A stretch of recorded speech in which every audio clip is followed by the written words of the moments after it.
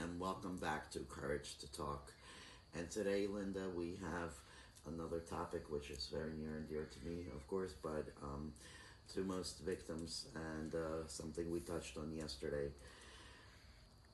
the responsibility of a victim and what their responsibility is and to who while they're in trauma and going through the drama. Today, you've met your first victim. You related to them. We had to sit down. You saw it and were closer to it from a perspective of a human being, not just a police officer who's there to serve a duty.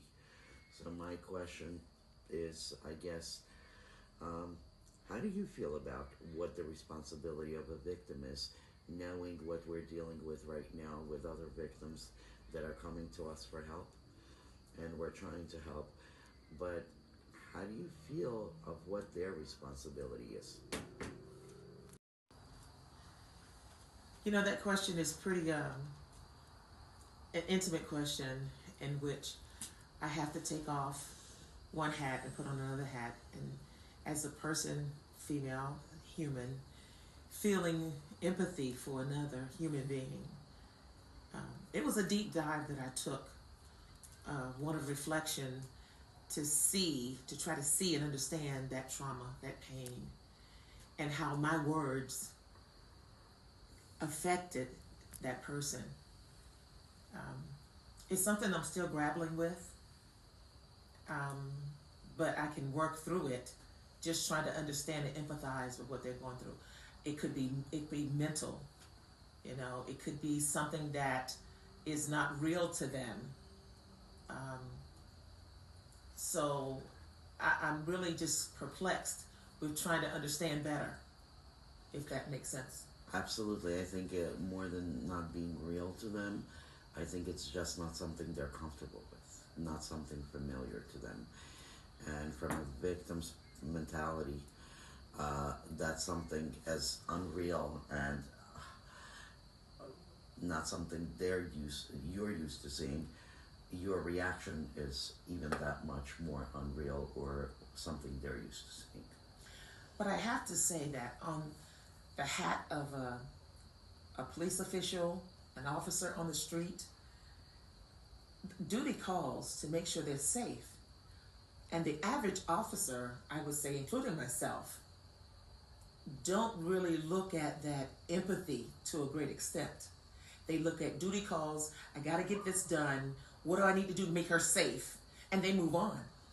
What do you think if I would offer this opinion? I think our world is suffering so much abuse, but because we as people forget that we have to negotiate everything in life. Negotiation, a thing that business in business we know how to do very well, and that's what we do best is negotiate. It's actually the same thing in life. And I find that anything in life that means anything can be negotiated to a point of what we face in life is not always black and white. And we have to find that medium where we do not step over ourselves on our toes or on the other person's. So, where do we come together to find that perfect medium of being considered enough to understand that there's only one thing between us, and that's communication, without feeling like you have to be defensive, without feeling like you have to be on attack, accepting and taking time to listen, and then giving the same time and respect to people that want to talk. And I agree with you. However, in my mind, I'm thinking the negotiation, it may be in communication, but could it be also in our heads? Negotiating whether we should say this or that, or how we should present them based on their mental state at that time. It's just a. I think where the disconnect or the miscommunication, I think where it is a lot of the times the police officers come there to stop the violence or stop the attack. But when they come there, both people actually kind of stop the attack most of the time, let's say. And we should have, which is one of the things that we're discussing in Courage, we should have a way of evaluating the situation by giving the victims, both victims, there to talk to the officers, to create a simple communication way of communicating what is exactly going on, rather than the officers already on attack being ready to put someone down on the floor and handcuff them, or to hear somebody dramatizing what is way more or way less than what's actually happening. And I think that's the education that maybe even police departments should go over and train the police in a certain way. Because the victim is victimized, it is in a traumatic environment, it is, or they are traumatized, and both need that space. But then again, what good is that space if they take him away for a day or two and then he comes back or she comes back angrier than they were? There's no solution unless there's a solution that is like something we're working on in Courage, where they get a certain amount of time to be separated without thinking of where to go and what to do. They're taken care of, and they have groups and meetings and programs that they can start working on their relationship, even if it means collectively coming to the conclusion of dissolving a marriage or a relationship. I think that long-term solution, the communication would be a big help with. You know, I want to speak to, you mentioned training in that last segment. And for those who are listening, those who know me, I was a trainer for Palm Beach County Sheriff's Office for 5 years. And we did train them on your different laws and your statutes on domestic violence and abuse. Right. When you have two combatants and you don't know who is the instigator or who originated the conflict, or who was the actual perpetrator, making the distinction. Or who's the dangerous one at that point. Absolutely. Absolutely. But again, just like Queen for Courage, safety is number one for the officer as well as the victim and anyone in the household. But I struggle with this because we as officers have a job to do. That is our duty. At the end of the day, we're not concerned about anything else. So therefore, we do our job to get them separated. But at the end of the day, if that, a lot of times you can go back and check on that victim to make sure that victim is safe and okay. And then there's a responsibility of the judges. Right. When these victims go to court, that the judge has all the information that they need, the packets of information for protective orders or any kind of restraining order is actually filed through the court system.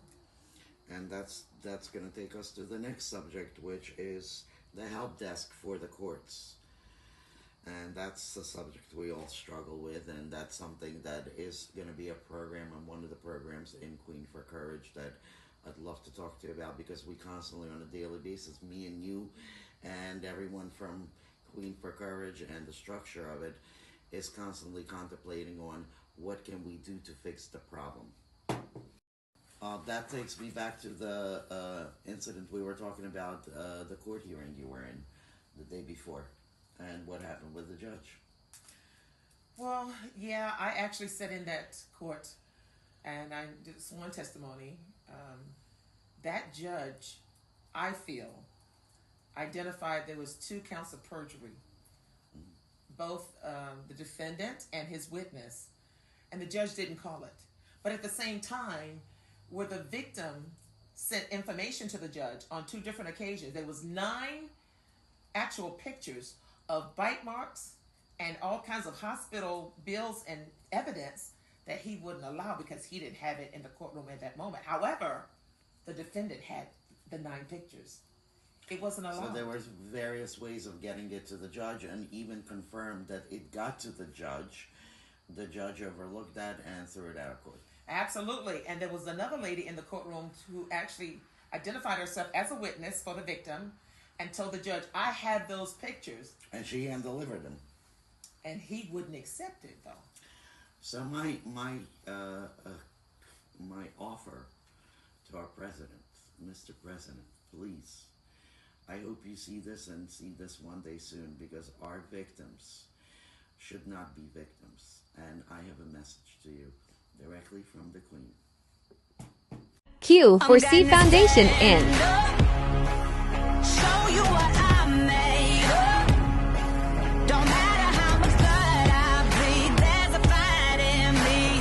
Nothing's gonna hold me Margate down. FL. I'm gonna stand up. Show you what I made of. Don't matter how much blood I bleed, there's a fight in me. Never gonna hold me down. I'm a warrior. Mr. President, being that you understand what being victimized is, being dragged through courts, unnecessarily wasting taxpayers' dollars.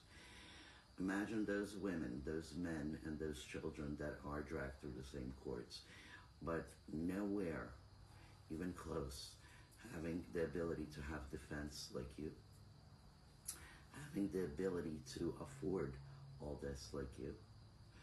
And we have a solution. We're not coming to you with a problem.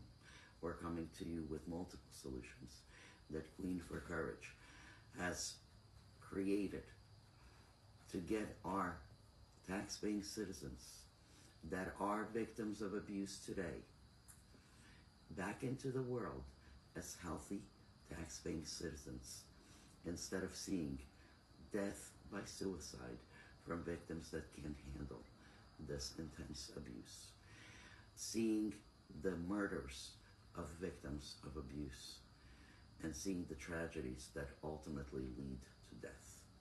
So, Mr. President, I hope you see this, I hope you hear this, and I hope you give Queen for Courage a chance to show us what we've prepared for you, to build our world to be followed by the three values that are most important in courage, that we know that you truly believe in, which is safety, kindness, and prosperity. Thank you. What do you think, Linda?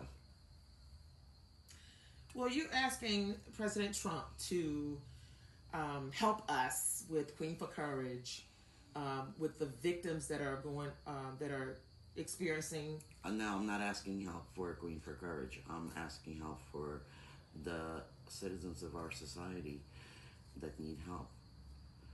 It's not Queen for Courage that needs help, it's the victims. Well, absolutely, absolutely. But Queen for Courage spearheads this. Yes. It's the organization that's leading this. Absolutely. And it's us, Queen, that's asking the president to step in. Will he do it? That's my question. Well, Linda, and again, I don't tell anybody what to do or how to think. I strongly keep my opinions, and I don't keep them to myself either, loud and proud. But I truly believe that our president will hear us, wants to hear us, and will want to help, because that's what he is for, the American dream. And I think of all presidents, this president understands this time and day how important that American dream is to the world. And right now, treating our own citizens in a certain way and protecting them is priority. Okay. You said it, Queen.